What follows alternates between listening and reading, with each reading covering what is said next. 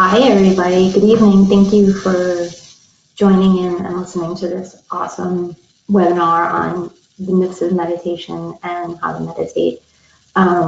It seems to be a bigger topic than I thought it was going to be, but I recently, since I started holding my own meditations, have been asked by a lot of people how to meditate. Can I teach them how to meditate? And I never thought before about how to teach someone to meditate, because I think people make a bigger to do about it than what it needs to be.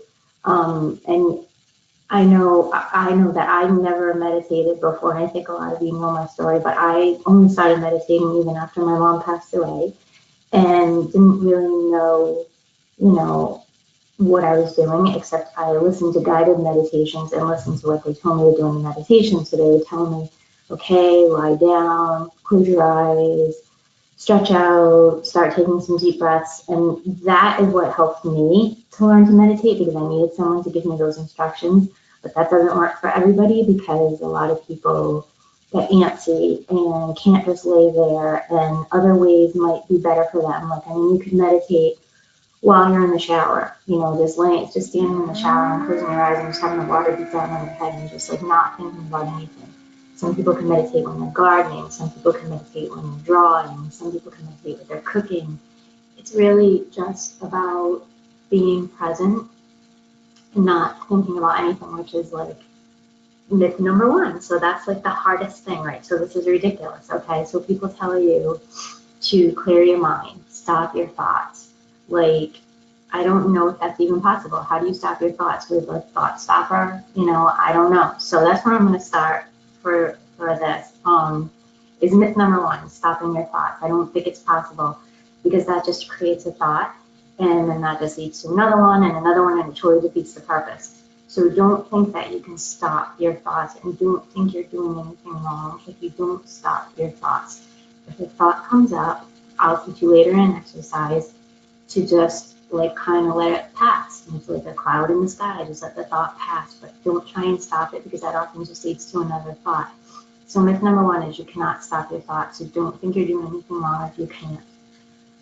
The next myth is that you have to have time to meditate, and that's because a lot of people try and set a time to meditate. So they think, okay, I'm going to meditate when I wake up in the morning at 7 a.m. I'm going to set my alarm.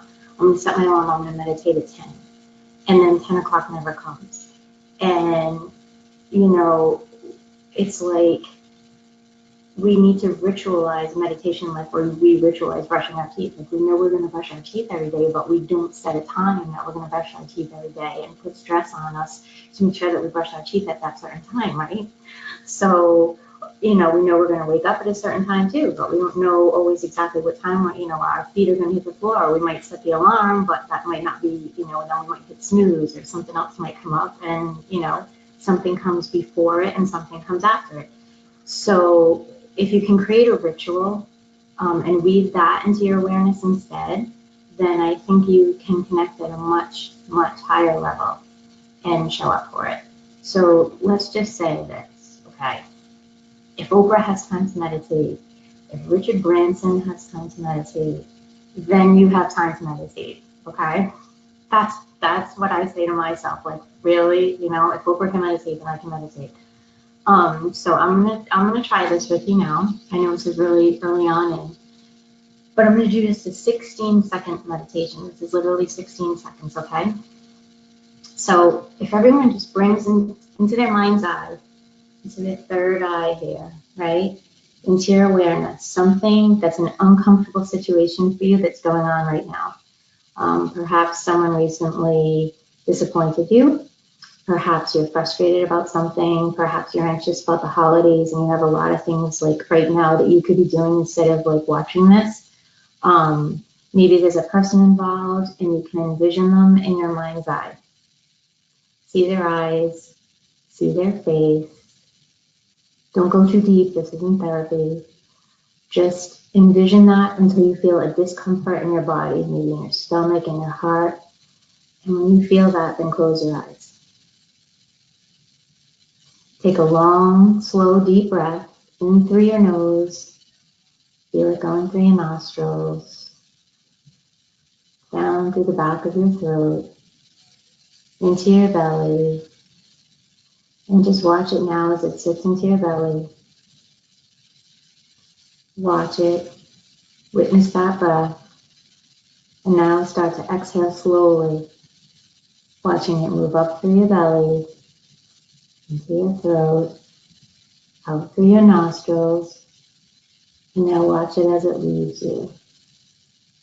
Watch it, witness it, observe it as it dissipates into the ether. And when it feels comfortable, you can slowly open your eyes and breathe normally. So that was 16 seconds. And in those 16 seconds, assuming you were playing along, you weren't thinking about that thing that I asked you to think about. That's called a pattern interrupt. And what you did was you gave yourself permission to put your attention over here, which was one of the secrets of meditation, is coming, back to the object of your attention. So I had you in this case witnessing your breath going in and coming out.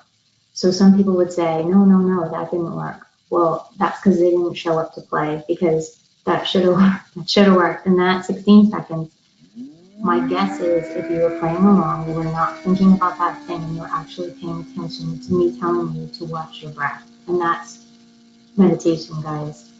So just doing that 16 seconds, you're not in the past, you're not in the future, and you're fully in the present. And that's where you want to be. That's when things happen. Okay? If you do that just 4 times, that's 1 minute and 4 seconds. If you do it 20 times, that's 5 minutes. That's a 5-minute meditation. Just watching your breath going in and out. So just start with 16 seconds and add a minute every day of breathing, and you build up to 20 to 30 minutes within 1 year. You're meditating, okay? Start small, start with a beginner's mind, and then slowly just add a little bit more and more and more, okay?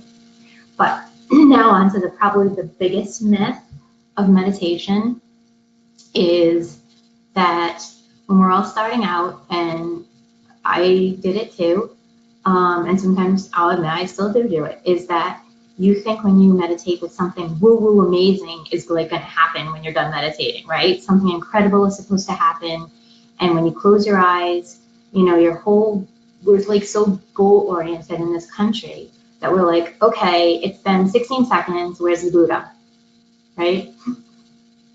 The Buddha is not coming in 16 seconds. I'm sorry. In fact, actually, guys, the magnificence of meditation is that it doesn't happen during meditation. It happens in the other 23 hours of your life, okay, of your day. So if you can actually allow, whether it's 16 seconds, 2 minutes, or half an hour, to be the practice, right, that it's meant to be, when you come back into the real world, then that's when your relationships are now a little easier. Your thought process is a little clearer. Your creativity expands. Your practice grows. You cultivate patience. And through cultivating patience, you cultivate compassion. You cultivate forgiveness. You cultivate more expansion. You start to breathe slower, which means that your blood moves more slowly. And we know that this stuff works. It's been proven by doctors. Meditation just is overall good for your health. And so you don't have time for that? Who doesn't have time for that? We have time for TV, we have time for Facebook. We should have more time for meditation. And nothing special is supposed to happen when you meditate. Hey, it's cool if it does, right? Why not? I'm not saying that, right? It's great if you're all floating around and visiting dead relatives and you're actually like projecting, cool. But if it doesn't happen, that's cool too. Meditation just smooths out and balances work and spirit. So we don't have to live such like a bipolar existences. Everyone is straddling these two worlds right now. And we could be happier and more fulfilled and even more successful if we didn't have to force things to work. And that's kind of the whole point of meditating, is just being here now, being present, not worrying about how things are going to work out, not worrying about how things are going to unfold, because they're going to do it regardless of whether you think about it or not. So worrying is just taking up more time. We have only a finite time here on Earth, and we're all going to die. It's proven fact. We're all going to die, and everyone, everything we love is going to drift away, and the only thing that we have left is our attachments. So when we're not being present, it's like we're looking through the opposite side of a kaleidoscope or a telescope. And if we can just stop thinking about the past and all the things that haven't happened yet, if we could take a breath and just access that space between our thoughts. Wait a minute, hang on here. I love this song.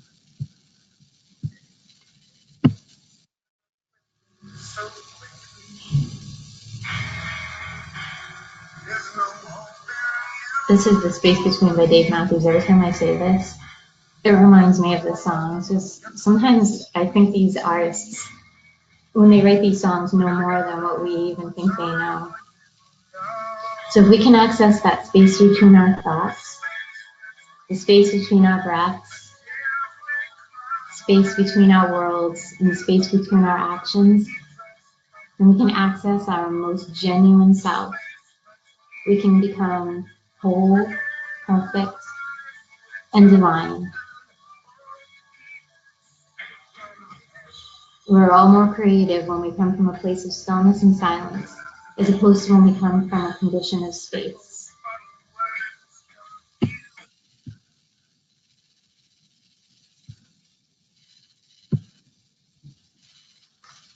Sorry, I just had to play that. We're all better when we come from something with an open and fresh mind than we are when we come from already knowing what we're going to say. I know I have notes written for this because there's things that I don't want to forget to tell you, but I know that I can also talk to you without using notes, and then probably have to have another video because I forget stuff. So the space between our thoughts is the gap. It's our potentiality. It's everything. It's not just like a cute little 8-pound brain that only knows what we learned during this lifetime, okay? It's the universe. We can take everything in, and that's when we're going to come up with these aha moments, these creative ideas. So in meditation, it's like a computer. We reboot it every time we meditate. We reset it. We turn it on, we turn it off, and we bring in our A game. We sit back a bit. We let the universe do some of that lifting for us a bit. You know, so this is what meditation is all for. There's a lot of focus. There's a lot of things at play here. We don't have to work so hard. We can work smarter. We can meditate and things will just come to us. We don't have to work so hard. Nature and water, the ocean, snorkeling. It's the only sound here. It's also a great way to bring you into the present moment. So water, sound of water. Did you notice how the sound of water is very meditative? That's another, just like I said, being in a shower and just listening to the water and just closing your eyes and not even thinking of anything. That's a good meditation to do. So to a brand new meditator, I think that they get the impression that, okay, I just close my eyes and this magical special thing will happen. And really what happens for a new meditator very often, which is probably why you're all here, is that you close your eyes and you become restless, right? And you become bored, and there's an expectation that something's going to happen or it's supposed to happen while you're in meditation. And then when it's not happening, you get frustrated and you try it a couple more times, you try it a few more days, and you just think this isn't working for me, or it's overvalued, or I'm not doing it right. And it's okay to be bored, especially if you're a fairly active person. I get that. And you think, I can't just sit here and do nothing, because you think you have so many other things to do. We have to give ourselves permission to be okay with not doing anything, even if it's just for 16 seconds. You're allowing, okay? We're human beings, we're not human doings, okay? And this is our opportunity to truly be. And so give yourself a break and be good to yourselves and just try this, okay? I'm gonna give you another meditation, but one of the greatest things and the aha best moments that I ever had was outside of meditation. Meditation was just the platform that allowed me to show up and really start manifesting what I wanted into my life. It wasn't in meditation, but meditation like brought me there, brought me here, brought me to you to teach this. I think that I'm supposed to teach this, and people are starting to wake up and wanting to learn about it. So I'm glad that I learned it. The spiritual journey is not to become perfect. I'm not perfect. It's not to make you better than anyone else. It brings you awareness to who you are and how you treat people and who you want to be. It just allows you to become the best version of you. And meditation gives you permission to move in that new direction. So I'm going to try a meditation with you now. And you guys can email me or message me any questions that you have after, because I don't know. I think after this meditation, everyone's just going to kind of be zoned out, which is cool, because that's kind of what I wanted. I want you to just feel this. So even if you have to like pause it and do it later, or wait till no one's around, or then you can come back and listen to this. That's kind of why I recorded this, actually, so that if you're not in the moment that you can meditate right now, then I want you to be able to come back and do this and humor me and just try this, okay, guys? So this is a heart breathing meditation, and it's called a metta, which is Pali word, which is Buddha's language for loving kindness. So we're going to do a loving kindness meditation. And so I looked up meditation in this quote from Patanjali, and he says, progressively quieting the fluctuations of your mind is what meditation is. So that's all you're doing. It doesn't say, you're manifesting miracles or you're visiting deceased loved ones. Sometimes these things happen. And sometimes they don't, and it's okay. Okay? So I just want to make sure you guys are in a comfortable position, lying down. If you want to put a blanket on. If you're wearing glasses, take your glasses off and close your eyes. And I just want you to listen to the sound of my voice, okay? And let me guide you. This is how I learned. So breathe in through your nose, because when you breathe in through your nose, it goes deeper into your belly. It also filters out anything. So if you have allergies, you'll be less allergic. Okay. So you're sitting with your hands on your lap or by your side or lying down, closing your eyes, breathing in through your nose, letting it go down into your belly, and then exhaling out of your nose. And just settle down a little bit and let your shoulders relax. Allow your jaw to relax and unclench. Feel your hips just settle in. Take another long, deep breath in. Feel it coming through your sinuses, in the back of your throat, down your chest, and into your belly. And as you exhale, feel it flow back out. And then as you breathe in and breathe out, just allow it to slow with each breath. Don't try to do anything. Just surrender to your body slowing down and your mind slowing down. And now, ever so gently, just place your hand on your heart. And with your next inhale, actually breathe into your heart. Feel the breath come right through your hand into your heart. And as you exhale, just feel that breath move right out of your heart back into the world. And all we really want to do is just breathe, feel, and witness the breath go into the heart, and witness that breath as it leaves. And don't try, don't struggle, just breathe. Breathe into your heart and breathe out of your heart. And then you'll feel yourself drift away from thoughts, or sounds, or physical sensations. Don't resist, don't struggle. But as soon as you realize that you've drifted away to the past or to the future, come back and witness the breath flowing into your heart.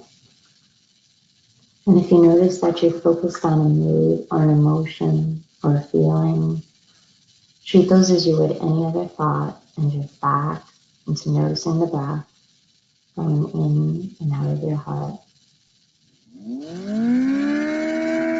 And now with your next breath, breathe sweet metta, loving kindness from the universe into your heart and feel that it's meant for you. It's just love coming into you, unconditional. And as you exhale, just flow it right back out. And as you breathe, notice the metta into your heart and flowing right back out as you exhale. And in this moment, realize that you're a conduit of metta, a channel of love.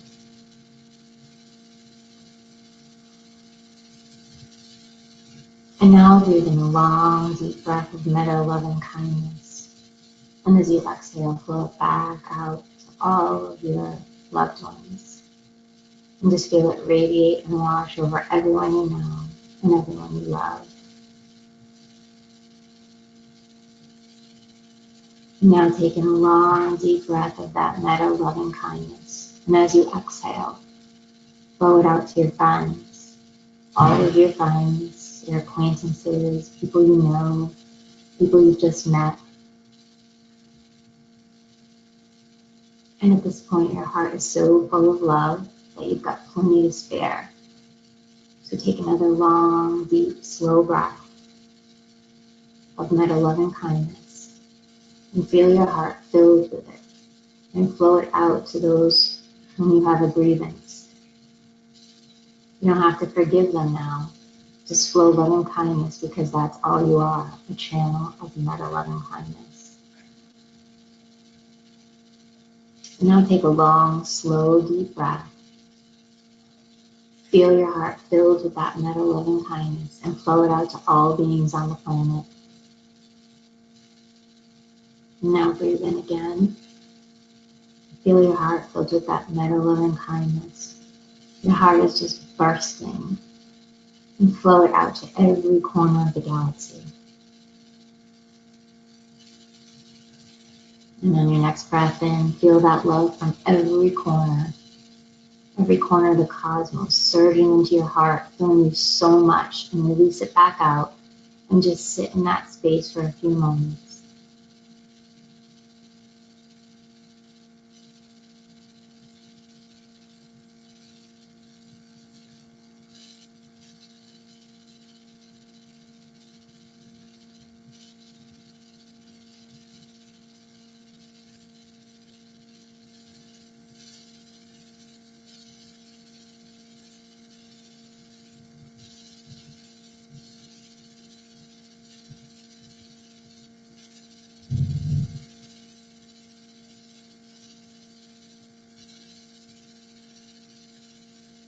And it feels comfortable for you. You can slowly open your eyes, wiggle your fingers and toes, and come to a seated position or not. And congratulations on your first guided meditation, perhaps. And I hope this helped. And then, like I said, if you have any questions, feel free to ask. And just stay tuned for our next free meditation. It will be on the new moon in January, so in a couple weeks, and I hope that you will join me. And thank you again for joining me today. I hope you took something out of this, and I hope this helped, and I hope that every meditation will help you further in realizing all your desires, all your dreams, and have a great day or night wherever you are. Thank you.